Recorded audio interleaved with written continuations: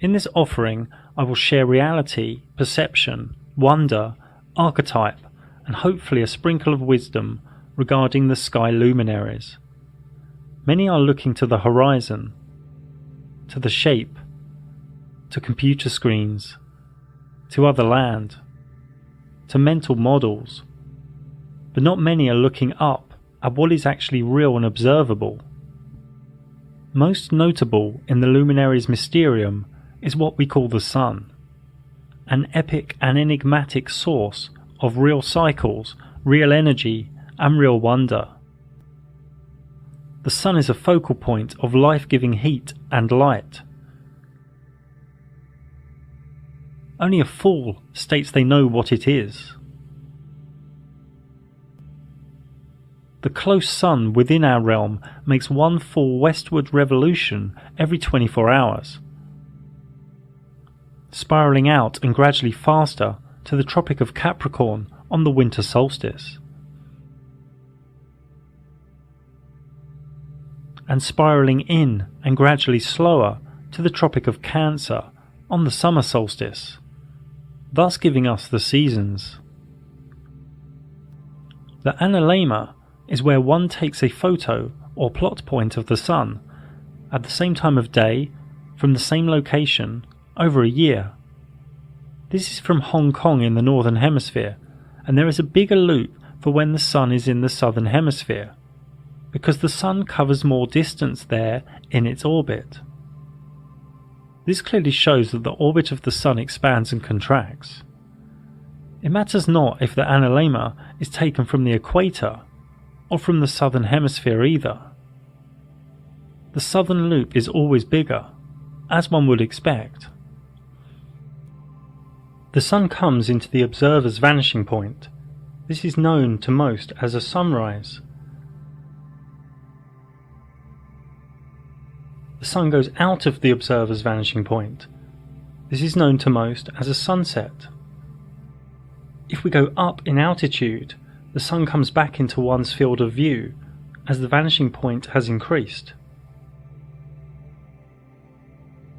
When the Sun sets in Japan, it's at its zenith in Madagascar, and also rising in Florida. Some ballpark trigonometry shows the Sun is around 2,000 to 4,000 miles away. Well, that is, if it is an actual thing within the rules of known physics, which it possibly isn't. Now, these sunrises and sunsets often appear as different sizes. This is due to one or more of the following: the observer's position, land contour, sea temperature, atmospheric haze, and atmospheric temperature. The Sun doesn't have flares, but it does have sunspots. Nobody knows what these are or what creates them, but they do help us prove that the Sun above oscillates, which appears to the observer as rotation.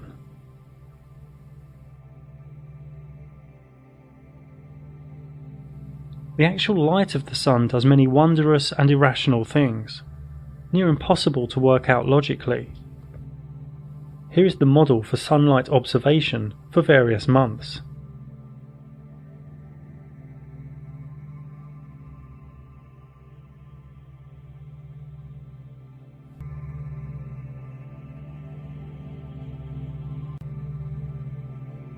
We don't even know if it is really an object. We do know it is a focal point of light and heat. For me, it is probably intelligent consciousness in some way, maybe half in this reality and half in another.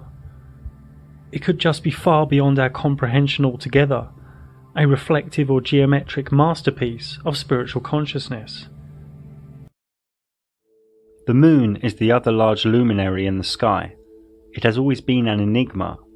It has always been worshipped, and its energy through its mystical phases affect much life in this reality. The moon is the same size and distance as the Sun, and follows close to the Sun's path, the ecliptic. The moon takes about 24 hours and 51 minutes to complete a revolution above us, slower than the Sun. The moon is always close to the ecliptic, within 5 degrees above or below. The moon crosses the Sun's ecliptic approximately every 2 weeks. These crossings are known as lunar nodes. If it crosses the ecliptic at full moon, we have a lunar eclipse. If it crosses the ecliptic at new moon, we have a solar eclipse. The moon takes an average of 29 days, 12 hours and 44 minutes to go through one lunar month, one lunar cycle, from new moon through waxing, full, waning, back to new moon. Because of this motion, the moon has a point in time each lunar month when it is closest to the Earth, perigee, and a point in time where it is farthest from the Earth, apogee. The sun moves faster than the moon. The sun catches up with it, creating a new moon, and then speeds ahead of it. More accurately here, we can see the lunar phases are caused by the relative geometry of the moon to the sun in the flat Earth sky. These two luminaries are linked by what one could call pranic, magnetic electro, or chi energy. The first quarter moon is when it is half illuminated and occurs when the sun and moon are 90 degrees apart in the sky. At full moon, the moon is fully powered and fully illuminated when the sun and moon are 180 degrees apart in the sky. The moon self-luminates and self-deluminates.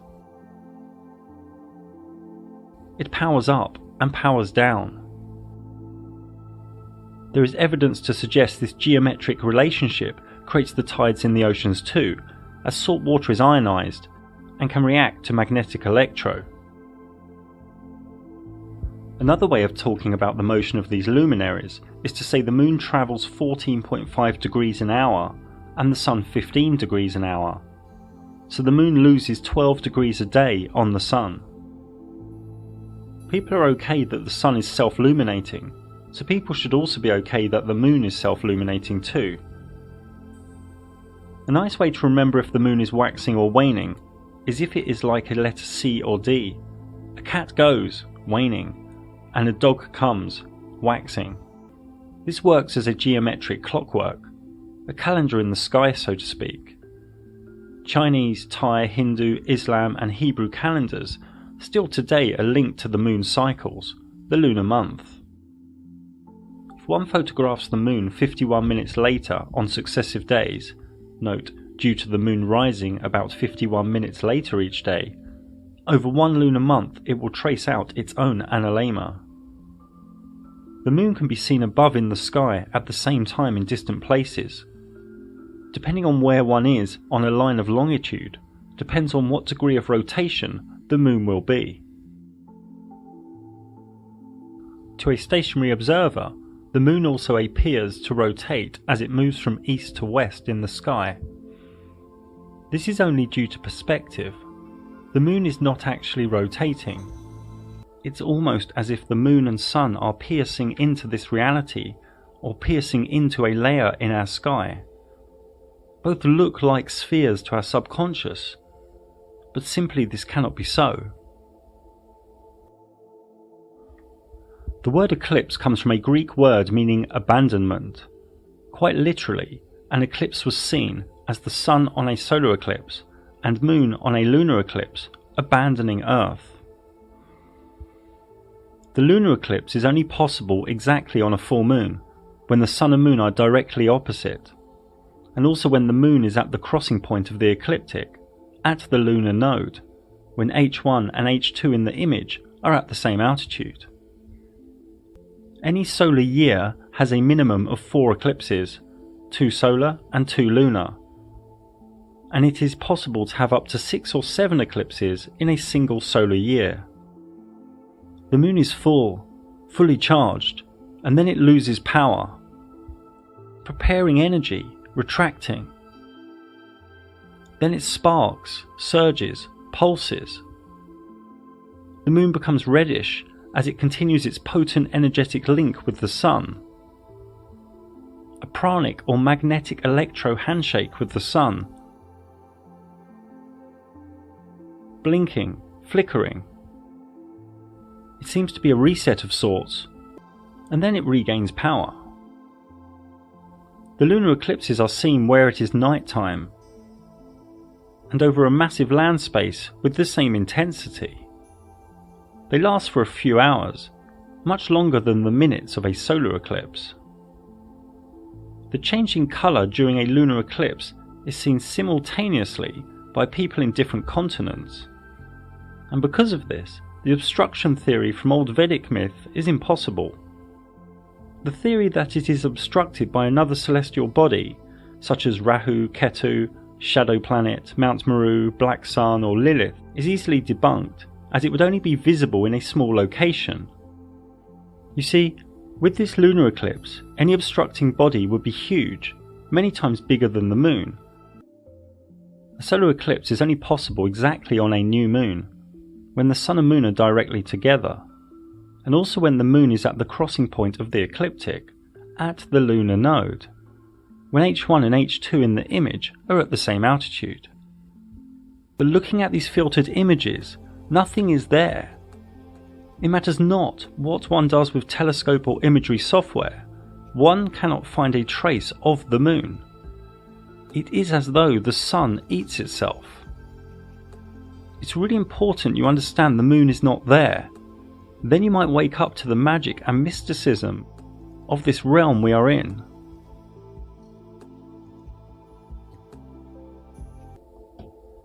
The moon is awash with mystique, myth, superstition, and esoterica. The new moon is like a start of a wave, the start of new intentions. The full moon is like the crashing of the wave, and the waning moon is like the decay of a wave retreating. A healthy woman in her power has her menstrual cycle during or near full moon or new moon. It is more beneficial esoterically to fast or cleanse the days before a new moon.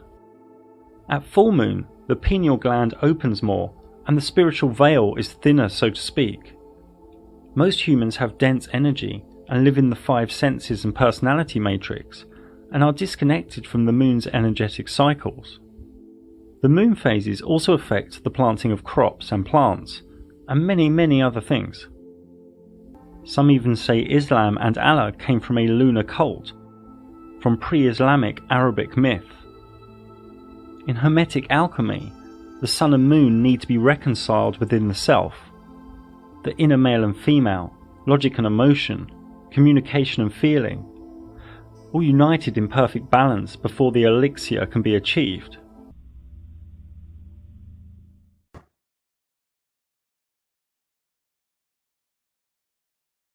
The word planet comes from the Greek word planetos, meaning wandering star.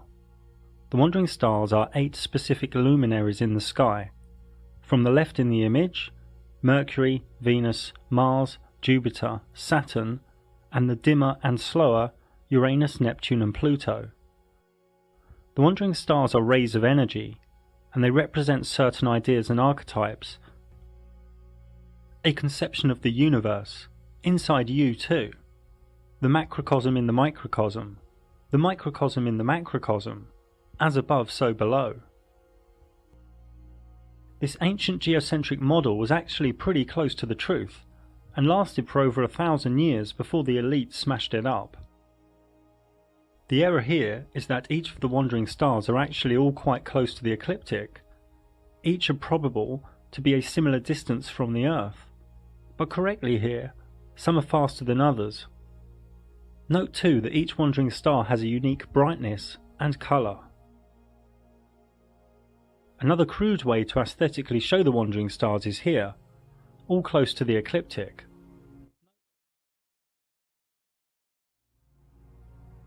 Each of the wandering stars has its own retrograde motion. Retrograde is a term used to describe the phenomenon of each wandering star stopping and then reversing direction in the flat Earth sky, before continuing forwards again.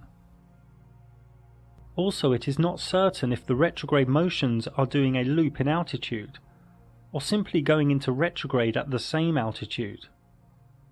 I cannot repeat enough that each wandering star has a unique motion stroke cycle that is independent from all other sky luminaries. These motions, no matter how they are depicted, always present harmonic geometry. Mercury is not what the elite want you to think it is, a rotating spherical rock 50 million miles away, has mind-controlled the masses.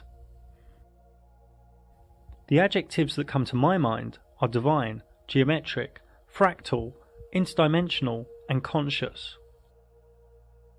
Mercury always travels close to the Sun, and due to this, it is the most difficult to see with the naked eye. Does Mercury orbit the Sun?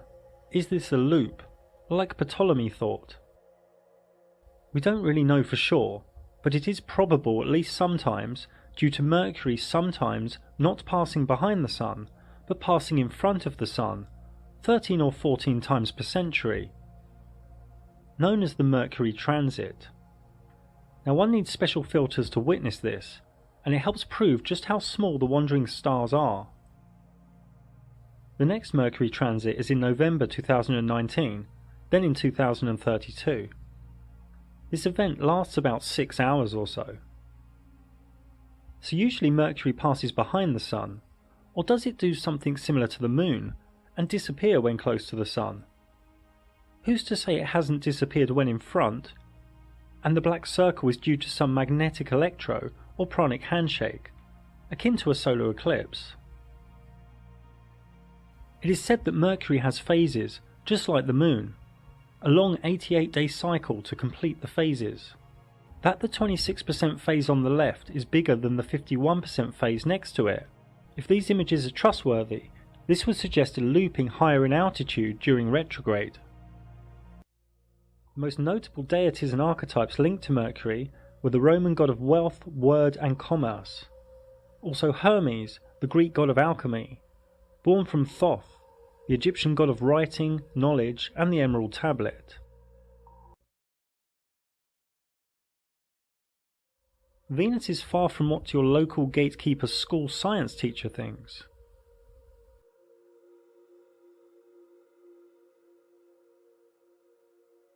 Here we can see the Sun and Moon, Mercury in orange and Venus in small white. Like Mercury, Venus always travels close to the Sun, but is slower and travels further away from the Sun than Mercury, in a slower cycle, ensuring Venus to be the morning star before the Sun, or the evening star after the Sun. This Venus cycle takes 225 days. To the naked eye, Venus doesn't appear to twinkle, but instead glows with a bright and steady silvery light, making her the second brightest light in the night sky, after the Moon. Out of the wandering stars, it is only Venus and Mercury that have phases. So Venus also appears to get smaller and bigger, so again, it either has an apogee and perigee, or it simply gets smaller and bigger where it is, at the same altitude. Venus is the only other wandering star, as well as Mercury, that sometimes appears to pass in front of the Sun. Like Mercury, we don't really know if it is in front of the Sun, or in the Sun, or if it disappears like the Moon due to some pranic handshake. A Venus transit is more rare though. Note that Venus appears larger than Mercury when transiting the Sun. Mars, Saturn and Jupiter are less complex. They simply move around the ecliptic with no care for the Sun or any other luminaries. They each sometimes go retrograde too, but no phases and no transits. The luminaries in the sky, simply doing their own thing. They say Mars has 2 moons, Jupiter 64, Saturn 62, but there is no evidence these are moons. We can just see a few small luminaries in the sky that hang out with a bigger luminary. There is also no evidence of any rings at Saturn. Mars takes 687 days to complete its cycle. Jupiter takes 12 years, and Saturn takes 29 years. Again, due to their retrograde motions, many geometric patterns can be found between these wandering stars. I'm old school and don't really care too much for Uranus, Neptune or Pluto. They are so dim and slow, and they were only discovered in recent centuries. They say Uranus has 27 moons, Neptune 13 and Pluto 5. Again, just tiny lights in the sky that hang out. These 3 generational forces simply move around the ecliptic super slow. Uranus takes 87 years, Neptune 165 years, and Pluto 248 years to get back to the same place, on the ecliptic, to complete their cycle. They are known in the matrix as outer planets, but in reality they are simply dimmer and slower, and there is no evidence they are further away. Due to points of retrograde over tens of thousands of years, Uranus and Neptune will do their own geometric dance. There is a whole host of geometry in the sky when looking at various combinations of wandering stars, but no evidence of spheres, rocks, gas giants, light years, or any other of the government fairy tales. The wandering stars are each magnificent and radiant forces of energy that contain the human psyche and our subconscious archetypes. These show the levels of vibration, the levels of frequency, from a spiritual perspective. There are another 3 levels of vibration spiritually for each wandering star that the eyes cannot see. And Kabbalah uses these forces as a climbing frame and roadmap, so to speak. Many of you have fear of this information and call it bad, but Kabbalah and rays of energy in this realm are neither good or bad, they just are. The key is really the individual's own level of purity. I go into this much more in a book I wrote over 10 years ago now. Now, Cornelius Agrippa was a German theologian and Christian mystic. He wrote the Arbatel in the early 1500s. In his system, he created a clean and divine way, using the correct day and planetary hour, of having commune with the God force from each of the celestial spheres, from each of the 7 sacred wandering stars. The Arbatel tells us that Olympic spirits, well, gods that rule the wandering stars, inhabit the firmament, which was the air and regions of space that held the stars together. The job of these gods is to declare destinies so far forth as God allows them. The gig here is not to worship the Olympic spirits, but to balance them in oneself and then move on to attain a unity with the God who expresses itself through these 7 rays.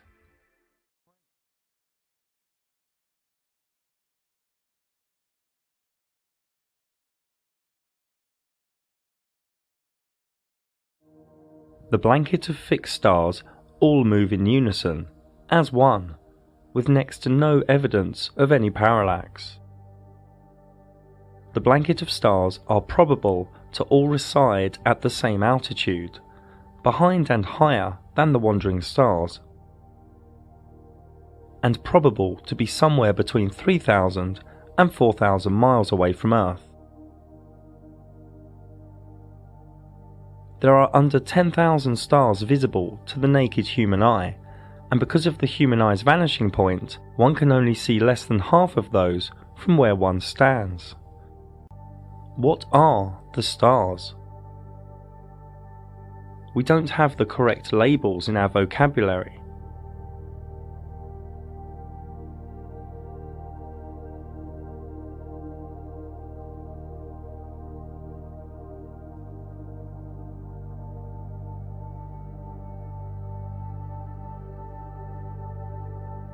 The words that arise for me are geometric, intelligent, fractal, divine, holographic, interdimensional.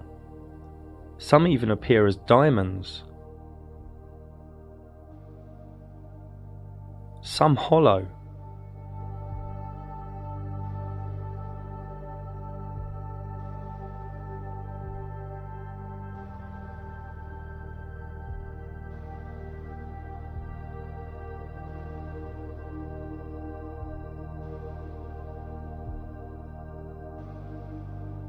Is water involved? Is luminescence involved, where high-frequency sound waves in liquid cause a bubble to implode into light? Are cymatics involved?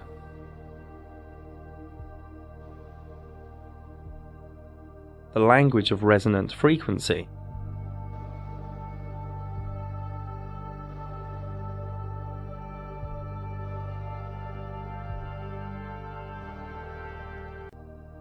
If one zooms past a star and then increases the brightness, it can appear to the eye like the star is indented into the firmament. This is 160 times zoom, at sunset, with clear visibility. We just don't know. The Luminaries' Mysterium cloaks its secrets from us.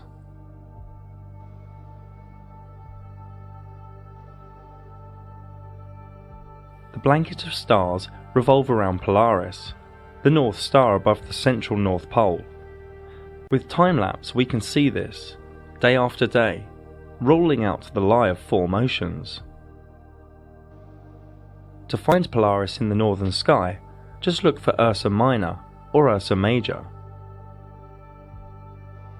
From Chicago we look north and we see the stars rotate around Polaris. And from Paris.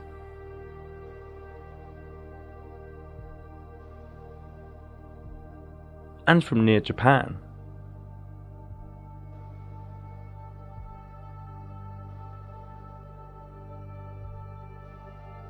This is from southern Spain. The stars complete one cycle, stroke one revolution, every 23 hours, 56 minutes and 4 seconds, making them a little faster than the Sun, with the Moon being the slowest of the three. There is a ring of 12 star constellations behind the ecliptic, known as the signs of the Zodiac. This is the same even if one is in Chicago, North Mexico,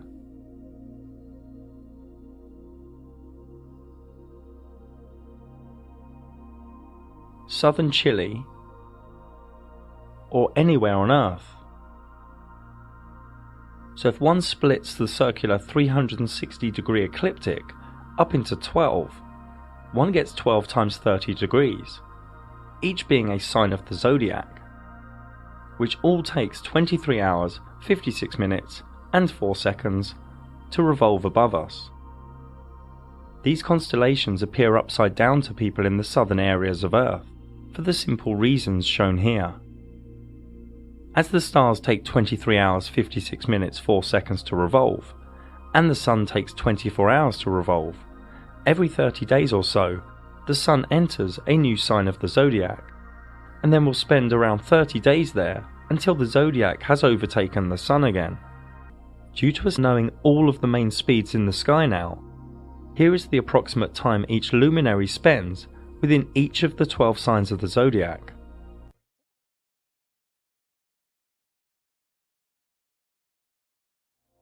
Nobody knows who first grouped the 12 constellations on the ecliptic, but it is ancient, received from a higher state of consciousness.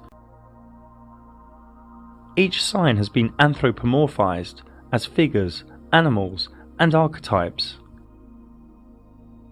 Each sign has been studied and wondered over by mystics, astrologers, healers, and artists. The Zodiac splits up the 12 months, 4 seasons, solstices, and equinoxes. What zodiac sign a wandering star sits in is key to how the wandering star is filtered. And each combination of wandering star and sign is vastly different. You should understand most of these symbols now. Think of each wandering star as a function of the psyche within all human beings. Think of each zodiac sign as the location of what the particular psyche function is seeking, how and where it will play out. So this is what astrology is, the wandering star and the zodiac signs in constant movement behind the ecliptic. Remember, all 12 signs and all the wandering stars each have a specific energy. The natal chart really yields gnosis on the self. Each day, the different permutations of geometric aspects in the sky and the combinations of energies in the sky all create flux in this reality. It gets human dynamic and interaction in this reality moving and changing. If one overlays one's natal chart with today's sky chart, or tomorrow's, or next week's, or any date or time in the future, one can see what energies are at play and navigate that moment, or that hour, or that day, whether it be a meeting, or a wedding, or a new project. And the elite really don't want you to know this stuff. But Wall Street, governments, and the military all use this science of the sky. There are flat earth zodiac clocks and zodiac symbolism all around old European churches. So it's a little bit strange that many modern day Christians look at astrology as something bad. So sit back and take in the next minute or so.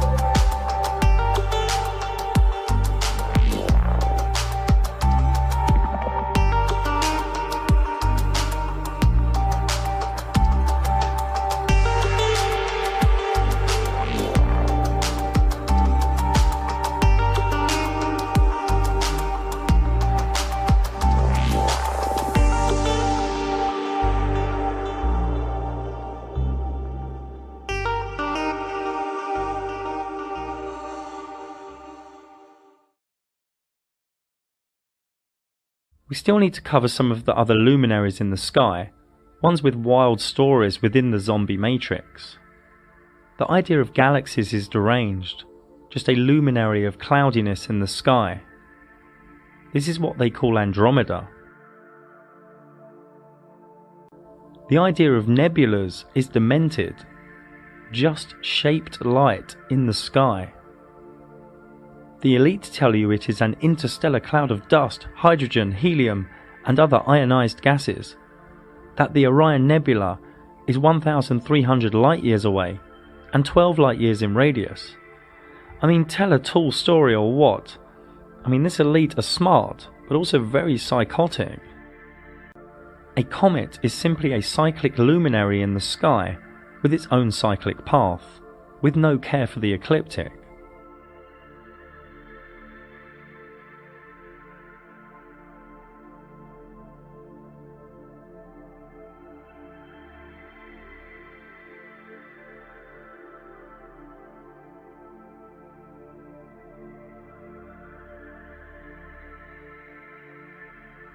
Shooting stars are simply lights that wisp across the sky, appearing randomly, but often at synchronistic moments. The Perseids shower every August is the brightest. These are not meteorites. There is no evidence of these so-called meteorites ever landing on Earth. If these were real, every month or so a house or a building would be destroyed.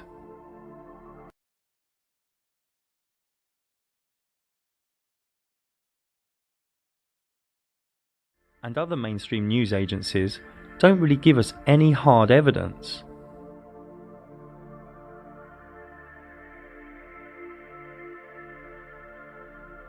These scorched rocks do exist though, but obviously they do not come from the fairy tale that is outer space. This is supposed to be the biggest meteorite on Earth. No crater nearby, no witnesses. Now, to diverse just a little bit, giant craters probably were created from sinkholes or from some ancient technology. We don't really know. But we do know that a lump of rock didn't land and then just vaporize on impact. More on the cover-up of meteorites and craters is in my Edge documentary. The dense and cloudy area of stars in the sky is known as the Milky Way. This is not really what this was called.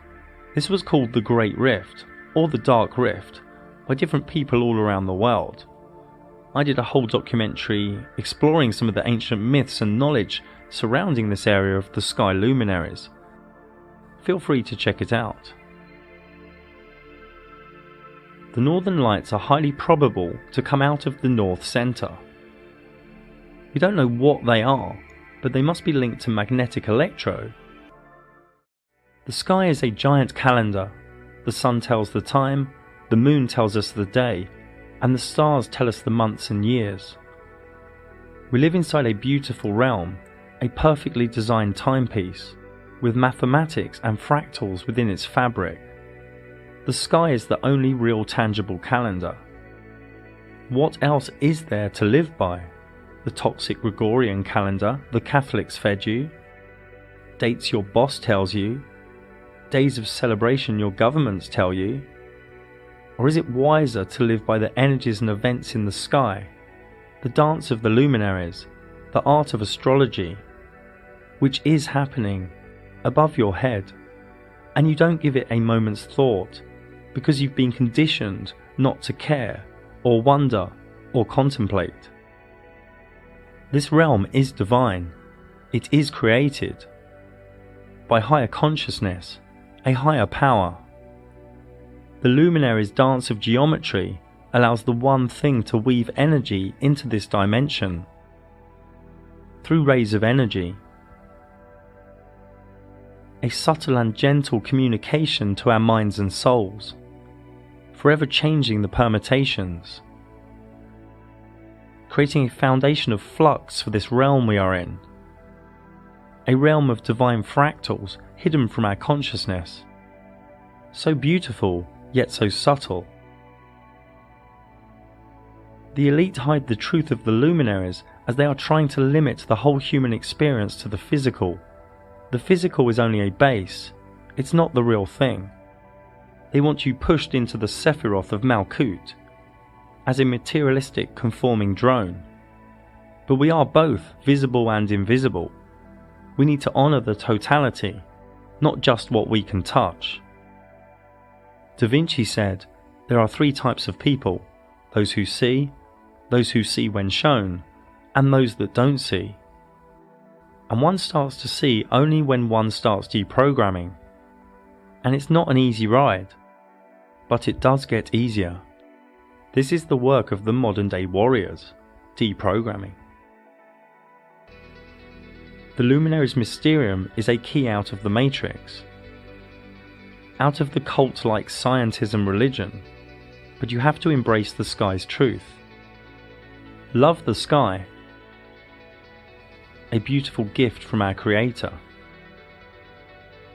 Many of you are trying to rationalize a divine mysterium, and one's life here is full of questions, but only fools are full of answers.